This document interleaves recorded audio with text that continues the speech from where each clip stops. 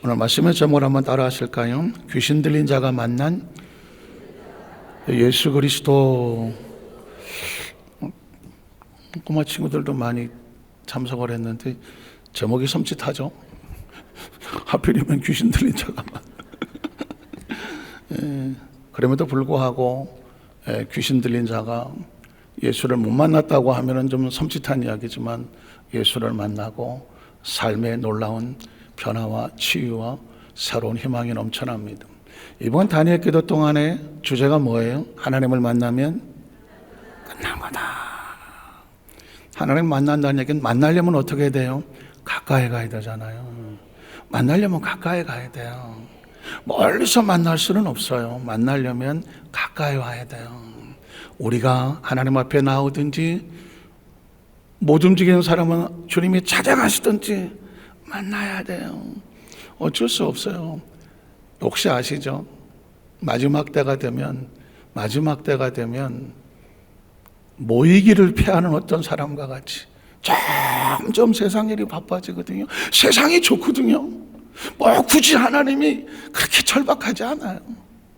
쌍팔년도 시대가 아니에요. 지금은 앉아서 우리나라는 특별히 단군의 자손이고 배달의 민족이랑 다 갖다 주는 이런 시대에 있기 때문에 너무 편해요. 미국에 있는 사람들이 한국에 와서 공부하고 주재원으로 또 뭐 이렇게 직장 생활하다가 미국 갈래? 안 간다고 그래요. 왜 안 간다고 그랬더니 미국에는 배달의 민족이 없대. 그래갖고는 한국이 너무 편하다는 거예요. 핸드폰 하나로 다 끝나는데 이 한국에 물에 젖어진 미국 사람이 미국으로 안 가려고 그래. 이렇게 좋은 나라가 어디 있냐고 그래. 다 배달해줘. 이야, 지난번에 새벽 2시인가 3시인가 그 어디 지방에 갔다 올라오면서 오는데 야, 새벽 2, 3시에도 배달을 하고 있더라고. 뭘 배달시킨 거야? 하여튼 간에 오토바이들이 열심히 배달하고 있더라고. 사람이 등 따시고 배부르기 시작하잖아요. 마지막 때가 되면 점점 모이기를 피합니다. 모이기를 피하는 그 어떤 상관없이 우리는 마지막에 다가올수록 더 하나님 앞에 가까이 나가자. 그게 어느 시대나 지금 2000년 전에 쓰였던 바울 서신의 그 시대에도 그랬어. 그 시대에도 모이는 사람과 흩어지는 사람이 구분이 됐어. 혹시 여러분 터키나 그리스 쪽에 이런 데 가보면 성지순례에 가보면 그 시대의 수도사 지금 2000년 1500, 1700 뭐 2000년 되는 그 시대 사람들이 어떻게 수도했는지 아세요? 갑바도기야 뭐 이런 데 들어보셨어요? 그냥 동굴이에요. 그리스 어느 지역을 갔더니 그냥 산꼭대기에 바위산 같은데 동굴이야 동굴. 그리고 동굴도 뭐 깊숙이 다리 뻗고 이럴 때도 아니야. 그냥 조그맣게 자리에 앉을 정도 이렇게 있고 비 가릴 정도예요. 거기를 수도한다고 안 쭈그리고 앉아 있어. 야, 나도 모르게 이런 말이 나왔어. 저길 왜 가서 앉아 있는 거야? 야, 그래도 그렇지 저길 왜 가서 앉아 있는 거야? 신앙 지키는 거 알겠다고, 믿음 지키려는 거 알겠다고, 아무도 없는 그 바위 동굴에, 얕은 동굴에, 거기는 자기 혼자도 못 내려오고, 그리고 밑에 줄이 이렇게 달려 있어갖고, 때 되면 물 갖다 주면 물 먹고, 음식 갖다 주면 음식 먹고, 주면 먹고 안 주면 굶어 죽는 곳이요. 왜 그 시대 사람들은 그 핍박을 견디며 그 수도를 했을까? 나는 얼핏 생각하기를, 야, 그리스도의 그 기독교 핍박이 너무 심하다 보니까 카다콤 지하 동굴처럼 그 핍박을 피해서 살려고 들어갔나 보다, 올라갔나 보다 이렇게 생각을 했는데, 지하 동굴은 그렇다고 할지 모르지만 산꼭대기에다가 이렇게 동굴 파놓고 있는 수도사들은 왜 그렇게 하고 있냐면 세상에 물들지 않으려고. 한번 따라 하시까? 세상에 물들지 않으려고. 야, 통곡했어요. 목회자인데 내가 그래도 순복음교회 목사인데 그 동굴 꼭대기에서 그러고 있는 사람 보고, 아니 저 시대의 서도사람들은 저 정도까지 해야 되나? 우리가 그 시대를 모르기 때문에 그 시대의 세상에 섞여 있으면 얼마나 유혹이 심하고 얼마나 신앙 지키기가 어려웠으면 수도사들이 죽을 각오를 하고 동굴에 서서 자기를 세상과 격리시키면서 하나님만 바라보고 있겠어. 와, 그런 관점으로 바라다 보면 지금 우리 시대의 신앙생활하는 건 그냥 여기가 천국이야. 천국이야. 그런데 여러분 보십시오. 천국이 가장 위험하다는 거 아세요? 하늘에 있는 천국은 안전할지 모르지만 이 땅의 지상로고는 아주 위험한 거예요. 왜냐하면 하나님이 절박하지 않아요. 하나님이 절실하지 않아요. 사실 우리가 이렇게 하나님 앞에 나와서 예배하고 이렇게 살게 한 것도 누구의 은혜인지 아세요? 하나님의 은혜예요. 이번 단일 기도 동안 여러분 기억하시잖아요. 마태복음 8장에 처음 산상순하고 마치고 내려왔을 때 예수님이 만나준 사람은 문둥병자, 두 번째 만난 사람은 백부장, 세 번째 만난 사람은 베드로 장모. 율법에 보면 우리가 따로 태어났을 때는 그냥 그런 일인가 보다 그랬지만 가만히 보세요. 성경에 의도가 있잖아. 유태인들은 자기가 나 아브라함의 아들이야, 자손이라고, 우린 다 천국 가. 하나님이 우리만 사랑하지, 우리같이 거룩하고 깨끗한 민족이 있어? 당신 아브라함 민족이 아니잖아. 혈통적으로 우리는 하나님 백성이야. 그래서 자기들끼리만 이러고 있는 그 시대를 향하여 오히려 하나님은 누가 천국에 오는지 아니? 누가 예수가 만나주는지 아니? 문둥병자야. 하나님의 문둥병자를 만나주시더라고. 그 문둥병자는 예수를 만나면서 지긋지긋했던 그 처절한 절망과 그 덕지덕지 붙었던 문둥병으로부터 자유해지더라고요. 기억하십니까? 하나님을 만나면 끝난 거란 얘기는 하나님을 만나면 그분이 우리를 용납해 주면 끝나는 거예요. 그분이 우리를 받아들여 주면 끝나는 거고요. 그분이 우리를 섬기고 있다는 사실을 알면 끝난 거예요. 왜 그런지 아세요? 지난 주일날부터 이 다니엘 기도에 대해서 우리가 말씀 나눌 때 우리는 지금 우리 존재가 스스로 존재하는 줄 알잖아요. 하나님이 우리를 먼저 섬겨주셨다는 사실을 기억하셔야 돼요.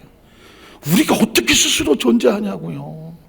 우주 만물을 만드셨고 살 수 있는 환경과 여건을 만들어 주셨고 내 육체를 주셨고 하나님의 형상과 모양을 주셨고 심지어 우리 영혼을 주셨고 죄로 인하여서 썩은 문둥병 같은 우리 존재가 예수를 알지 못할 때 내 마음대로 그 죄를 먹고 마셨던 우리를 불러주셔서 믿으십니까? 내가 예수를 믿은 것이 아니라 그가 우리를 불러주셨다.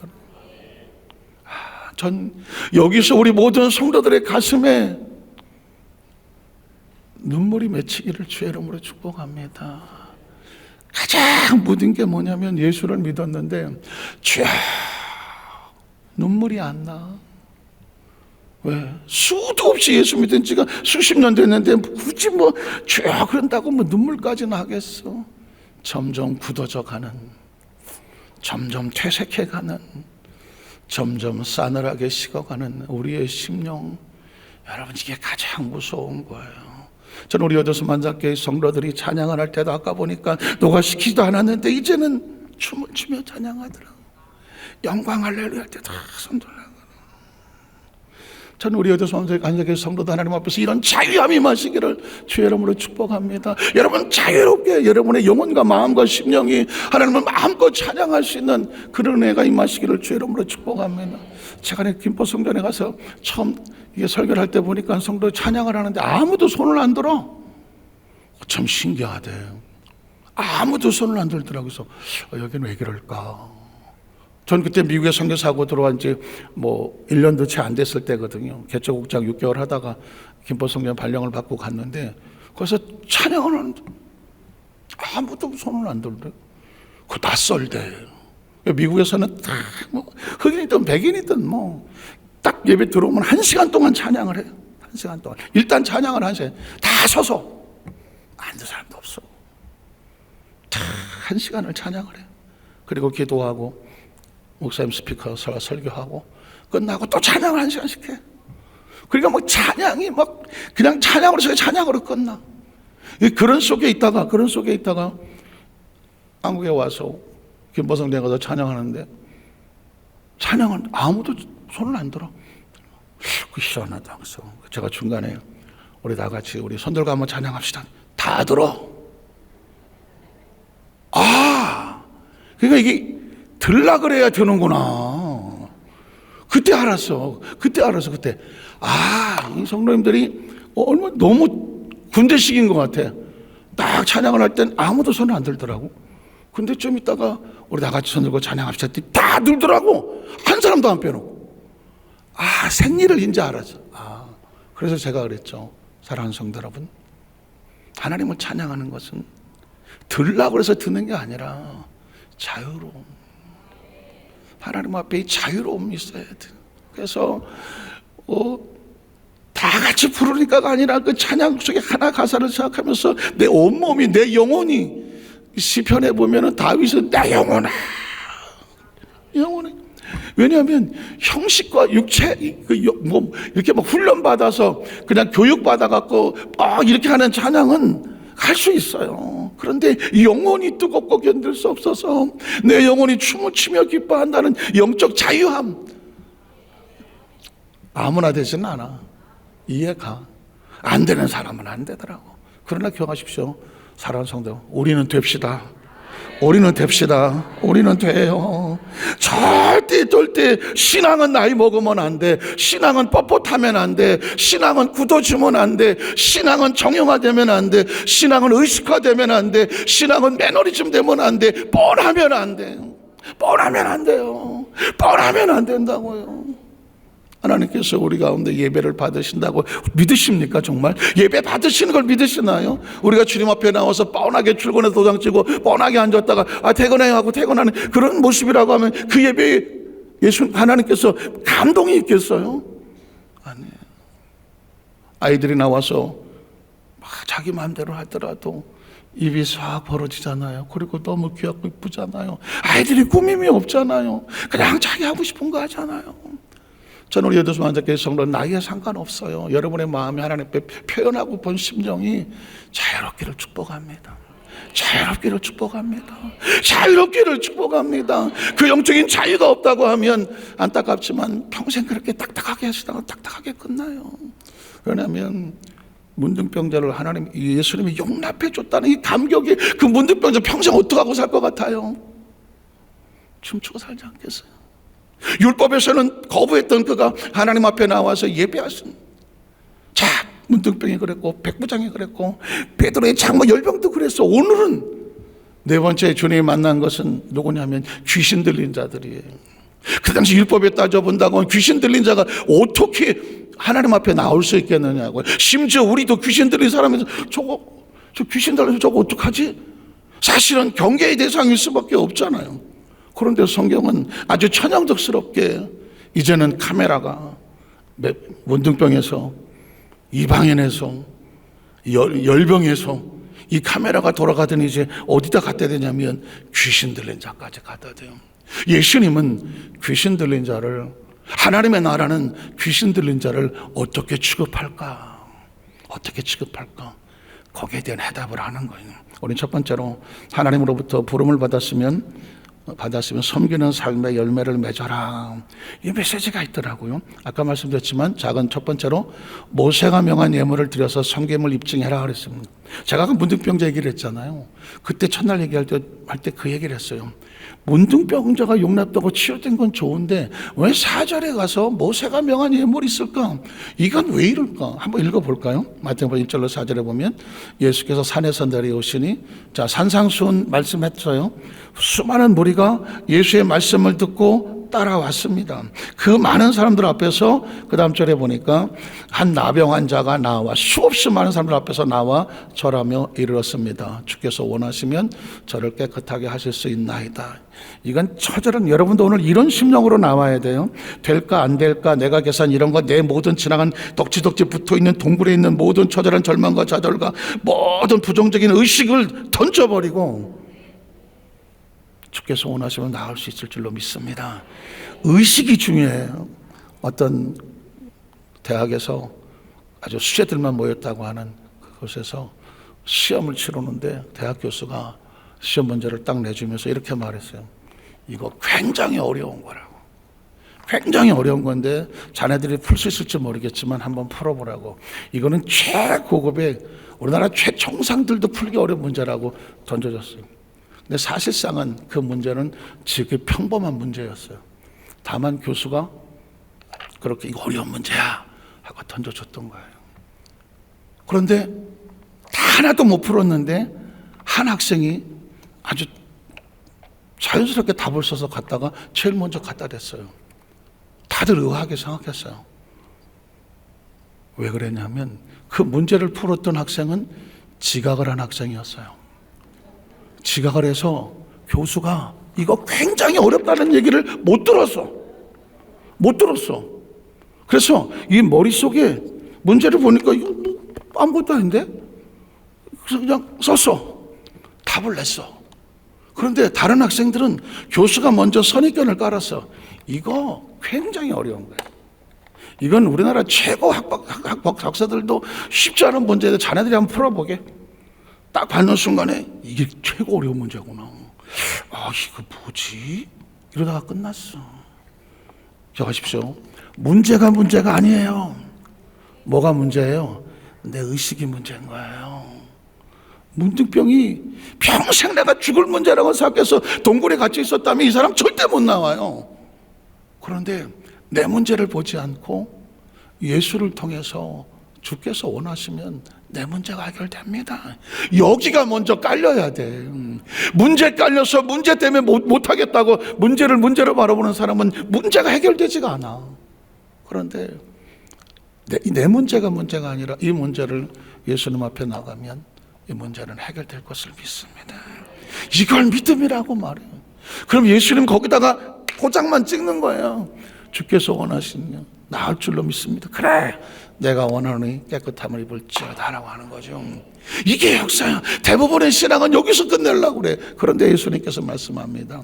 그 다음 절에 보면 손을 내밀어 그에게 대시며 이르시되 내가 원하는 깨끗함을 받으라 하시니 그 남 깨끗해진지라. 4절에 보면 예수께서 이르시되 삼가 암에게도 이르지 말고 다만 가서 제사장에 내 몸을 보이고. 왜? 문둥병의 판단은 제사장이 했거든. 너 문둥병이니까 격리돼야 된다. 그랬으니까 다시 제사장에게 와서 보여서 문둥병에 고침받은 것을 보이고, 모세가 명한 예물을 드려 레위기 13, 14장에 내가 정상적인 상황에 들어오려면 예물을 드려 그들에게 입증하라 했다. 여기서 예물은 내 것을 드리는 그런 의미가 아니라 이때까지 예물 드릴 자격이 없었어. 총회에 나올 자격도 없었고 같이 합류할 자격도 없었고 예물 제사 드릴 자격이 없었어. 예물을 드리는 것을 입증하라는 얘기는 뭐냐면 이제 나는 내 자격을 회복했습니다. 저는 우리 여도소 한사교회 성도들이 예배에 나올 때 내가 시간 나면 나하고 시간 안 나면 난 이런 내가 주인이 아니라 그가 나를 받아들여 주신다라는 그 심령의 감사함으로 나와서 예배의 은혜가 임하시기를 주의 이름으로 축복합니다. 그러면 이 자리에 나와 있는 그 자리가 얼마나 귀한지 아세요? 제가 그 전에 의정부에서 있을 때 거기서 개척교회 전도사를 한 적이 한 번 있었어요. 했는데 어느 날 평일인데 보니까 맨 뒷자리에 어떤 사람 남자가 와서 앉아 있는 거예요. 그래서 아이고 새로 오셨냐고 물었더니 막 술 냄새가 진동을 하더라고요. 순간 경계가 되지 않겠어요? 술 냄새가 진동하고 뒷자리에서 앉아 있으니까 어떻게 오셨어요? 했더니 술 한잔 하셨나 봐요. 그랬더니 사실은 내가 어려서부터 교회를 다녔는데 여러 가지 사정이 있어서 교회를 못 나가고 있는데 요 앞을 지나갈 때마다 저 교회를 가야 되는데 그렇게 그냥 안 되더래. 교회를 가고 싶어서 몰래 와서 이 창문도 이렇게 열어봤대. 그걸 못 열고 들어오겠더래. 자기가 지은 죄가 있고 하나님 앞에 나올 자격이 없다고 생각해. 그날따라 술을 한 잔 먹고 가는데 십자가 앞에 교회가 지나가는데 술김에 하나님 나 들어가도 되죠. 맨정신에 못 들어오는 술 먹고 그 뒤에 앉아서 막 울고 앉아 있는 거예요. 내가 나도 모르게 손이 가더라고. 다음에는 술 드시지 마시고 하세요. 그 심정 알 것 같더라고요. 그래서 나 안고 막 기도했던 기억이 나. 뭐 비슷한 술은 아니더라도 교회에 나오고 싶고 예배에 참석하고 싶은데 그렇지 못해서 홀로 소송거렸던 아픔과 상처가 있었는데 왜 없겠어요? 기억하셨어요? 그런 아픔과 상처를 겪어본 사람은요, 제일 평안한 데 어딘지 아세요? 하나님 앞에 나와서 예배하는 자리예요. 그래서 예배에 나오면 제일 먼저 어휴 살았다 한번 해보실래요? 어휴 살았다. 예배는 전쟁을 치르고 나오는 거예요. 하나님 앞에 나와서 예배하는 이 자리가 내가 나와서 오다 가다 들리는 게 아니라니까요. 이건 전쟁을 치르고 나와서 싸워 이겨서 나와 앉아있는 자리예요. 왜냐하면 이건 아무나 들어올 수 있는 자리가 아니라니까. 주의 성령이 아니고는 예수를 구주로 고백할 수가 없어요. 내가 예수 믿는 것 같아요? 내가 교회 다닌 것 같아요? 아니에요. 어떤 사람은요, 이 교회 문 열고 들고 싶은데도 십자가 앞에 지나가는데도 그 앞에서 술 먹고 펑펑 울고 지나가는 사람이 있어요. 교회 속에서 하니까 뻔하게 내 뒷돈을 다니니까 그러려니 하지만 그렇게 나온 사람은요, 성전 앞에 앉아있으면 펑펑 울어요. 저는 우리 에도스 모한사기 성도들에게 그 눈물의 심정을 갖지 않은 거예요. 수십 년을 다니던 수백 년을 다니던 하나님 앞에 나와 앉은 순간에 하나님하고 눈물이 터져야지. 눈물이 터지. 그래야 하나님의 예배가 하나님 모시기에도 그래. 아이고 얼마나 힘들었어. 얼마나 힘들어서 나오기가. 아이고 하나님이 같이 눈물을 흘려야 되지 않아요? 저는 그래서 우리 여도스 만약에 성도들이 하나님의 마음에 눈물을 흘리게 하는 성도가 되기를 축복합니다. 뒤집어 얘기하면 눈두병 환자가 이러고 나와갖고 예수님 앞에 이러고 있으면 예수님 보시기 어떨 것 같아? 우리가 옆에 보기에도 그럴 거 아니에요. 어떤 사람은 이씨 저렇게 돌아왔으면 할 수도 있고 이씨 할 수도 있겠지만 예수님 볼 때 어떻게 볼 것 같아요? 큰일이 보지 않나요? 그래서 자격을 회복했으면 자격 회복한 섬김. 또 그 다음 절에 보면 마태복음 8장 10절 13절에도 보면 역시 마찬가지. 백부장이라는 단어가 성경에 많이 나와요. 혹시 기억하시죠? 고넬료도 백부장이었어요. 베드로 초청했다가 성령 받고 이 로마 시대의 백부장들이, 이 로마의 장교들이 예수님의 사역을 도와요. 또 예수님이 십자가에 달릴 때도 그 운명하시는 모습을 보면서 그 백부장 하나가 진실로 하나님의 아들이었다. 이방인들의 입술을 통해서요 예수님이 섬김을 받더라고. 이해하세요? 너희가 예수 그리스도 하나님을 높이지 아니하면 이 돌들이 일어나서 하나님을 찬양할 거라고 말했습니다. 너희 아브라함의 자손들아 너희가 하나님을 섬기지 않으면 이 돌들이라도 하나님을 섬길 거다. 기억하십시오. 내가 섬기지 않으면 누가 섬기겠어? 너 아무것도 모르게 이름도 없이 빛도 없이 섬기는 숨어있는 자들이 있는 거예요. 이스라엘들이 아무리 빳하게 있는데 놀랍게도 백부장이 섬기거든요. 읽어볼까요? 10절 13절에 보니까 이렇게 들으시고 놀랍게 여겨 다른 자들에게 이르시되 내가 진실로 내게 이르노니 이스라엘 중 아무에게도 이만한 믿음이 없잖아. 기억하세요. 이스라엘이 섬기지 않으면 누가 섬긴다? 이방인은 백부장이 섬겨. 그 다음 절에 보니까 그래서 너희로는 동서로부터 많은 사람이 이르러. 동서로부터 많은 다 이방인들이에요. 유대인들에게 하는 말이에요. 나 외에 없다고 하는 그 유대인들에게 하는 말이에요. 너희가 하나님을 섬기자. 너희가 예수를 믿지 않으면, 너희가 하나님의 일꾼이 되지 않으면 동서로부터 많은 사람이 이르러 아브라함과 이삭 야곱과 함께 천국에 앉게 될 거다. 기억하세요. 혈통으로 가는 거 아니에요. 이스라엘 민족이라고 다 천국 가는 거 아니라고 말했어요. 그 다음 절에 보면 그 나라의 본자손들은 바깥 어두운 데 쫓겨나 거기서 울며 이를 갈게 되리라. 스스로 자만하는 자들은 다 맨 윗자리에 앉아서 이거 내 자리인데 했던 사람들은 주인이 와서 당신 자리 거기 아니야 라고 밀어낼 때가 올 때 그게 얼마나 이게 이스라엘 백성을 향해서 하는 말이거든요. 너 그 자리 아니야. 나와. 저 이방인들이 와서 그 자리 아니야. 그 다음 절에 보면 예수께서 백부장이 이르시되 가라 내 믿은 대로 이룰 줄 아시니 그 즉시 하인에 나아가더라. 그래서 저 유명한 백부장의 믿음. 왜 이스라엘 백성의 믿음이어야 되는데 백부장의 믿음이 여기에 패러독스가 있지 않아요? 백부장의 믿음하고 이게 맞는 말이에요? 안 맞는 말이잖아요. 그런데 성경은 백부장의 믿음 하잖아요. 그 얘기는 뭐냐면 스스로 믿음 있다는 사람들을 향하여, 아브라함의 자손들을 향하여 그들에게 진짜 네가 믿음을 가졌느냐? 백부장 정도라고 우리에게 거꾸로 묻고 있는 거죠. 마태복음 14절 15절에도 보니까 베드로의 장모도 역시 마찬가지였어요. 거기에도 섬김이라는 단어가 나와요. 예수께서 베드로의 집 들어가서 그의 장모가 열병을 앓아 누운 것을 보시고 그의 손을 만지시 열병이 떠나가고 급히 주치세요. 여인이 일어나서, 그가 치료받은 이유가 뭐예요? 응답받은 이유가 뭐예요? 예수께 뭐 하더라? 수종이 뭐예요? 예수 하나님의 나라 속에 섬김의 손길이에요. 목적과 이유가 있어야 돼요. 예수를 믿게 하는 목적은 뭘까? 아니, 이 땅에 존재한 목적은 내 백성은 내 이름을 찬송을 부르 내 영광을 위해서 창조하셨어. 하나님 우리를 섬겨주셨고 우리가 하나님을 섬기도록 만드셨어. 이해 가세요? 예수를 믿는 것은, 예수를 믿고 우리의 자격을 회복하는 걸 뭐 하라고 해서 예수를 믿게 하신 것 같아요. 다시 하나님을 섬길 수 있는 자격을 주시고 허용을 해주시고 용납을 해주신 거예요. 어차피 하나님 우리를 섬길 수밖에 없어. 자기 백성을 섬기고 기뻐하고, 아이고 내 꽃이야 햇살이야 그랬지. 혹시 그 마음이 뭔지 아세요? 꽃이 햇살이라고 하는데 꽃과 햇살은 평생 하나님 마음을 설레게 할 수밖에 없어. 마찬가지. 그럼 우리가 성장해서 우리의 존재 목적은 뭘까? 하나님을 섬기는 데 있는 거예요. 베드로의 장모가 일어나서 예수께 수종을 들었다고 말했어요. 자기까지 왔으면 귀신 들린 자는 어떻게 될까요? 치유사역관자 두 가지 반응 한번 볼게요. 귀신 들림으로부터 치유받은 자들의 반응을 보면 이 사람들이 치료를 받고 나서 예수님과 함께 하기를 원해요. 자, 마태복음 8장 28절 32절에 보면 또 예수께서 건너편 가다라 지방에 가심에 귀신 들린 자 둘이 무덤새에 나와 예수를 뭐 했어요? 만났어요. 만나면 어떻게 돼요? 만나면 좋은 친구, 끝난 것이다.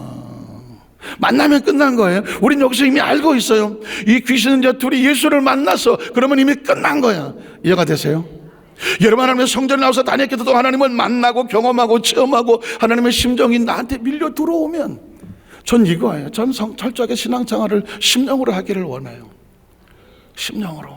그분의 심령이 내가 느껴지고 내 심령이 주님 앞에 전달되기를 원해요. 그래야 심령이 움직여. 사람은 절대 머리로 움직이지 않아요. 마음이 움직여야 돼요. 이해되세요? 머리 아무리 논리적으로 이것저것 다 가르쳐줘도 까딱도 안 해요. 사람은 마음이 움직여져요. 아, 그래. 심령이 움직여야 된다. 저는 우리 어디서 만나게 성도들이, 그 교회 성도들은 뭐가 다르냐고 그러면 우리는 심령에 하나님의 마음을 품고 있습니다. 심령이 하나님 마음. 자, 예수를 만났어요. 끝났어요. 어떻게? 그들을 몹시 사나와 아무도 그 길로 지나갈 수 없을 지경이더라. 이에 그들이 소리질러 이르되 하나님의 아들이여 우리가 당신과 무슨 상. 기억하십시오. 귀신들이 예수를 알아. 뭐라고 불러요? 하나님의 아들이여.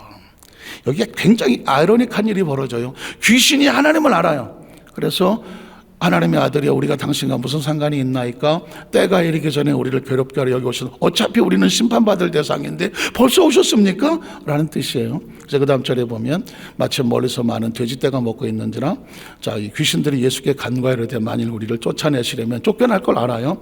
어디에 보내달라요? 돼지떼에 들여보내셔서 하니 예수께서 그들에게 가라 하시니 귀신들이 나와 돼지에게로 들어가더라. 자, 그랬어요. 그래서 이 귀신 들린 사람의 정신이 번쩍해졌고 온 때가 비탈로 내리다가 바다에 들어가 물에서 몰사했습니다.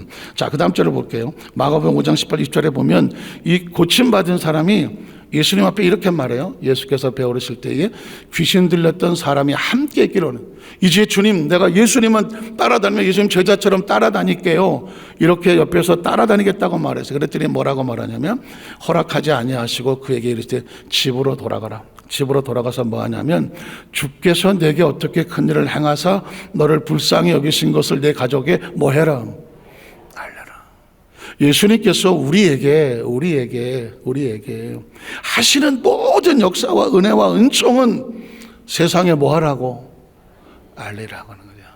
세상에 알리라고 하는 거예요. 주께서 우리를 세우신 목적은 네가 주님을 만났으면, 경험했으면, 채웠으면, 배웠으면, 체험이 들어왔으면 그걸 가지고 세상에 알리는 자가 되어야 되는 거예요. 그가 우리를 치료했다면, 구원했다면 그가 우리를 섬긴 것이고 그 다음에 그가 우리에게 뭐 하기 원하냐면 너희가 나의 나라를 섬겨달라는 거예요. 복음을 들고 나가서 알리는 게 뭐예요? 섬기는 거예요. 하나님 나라에서 일하는 거라고. 섬긴다는 게 일하는 거라고. 자, 그랬더니 그 문제는 뭐냐면 돼지떼를 잃어버린 사람들이 있어요. 오늘 포인트는 여기 있어요. 자, 2분 안에 끝나요. 마태복음 8장 3절 3절에 보면 치던 자들이 돼지 치던 자들이 달아나 시내에 들어가서 이 모든 일과 귀신 들린 자의 일을 고하니, 잘 들어보세요. 온 시내가 예수를 만나려고 나가서 보았어요. 만났어요.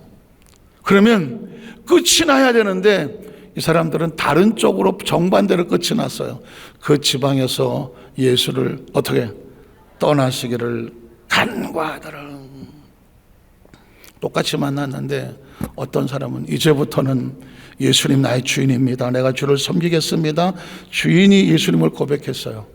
그런데 이 돼지떼를 가지고 있던 돼지 주인들은 예수님이 와서 귀신 들린 자를 고쳐고 났는데 우리 돼지떼가 귀신 들어와서 몰살을 당했어. 내 재산에 손실이 왔어.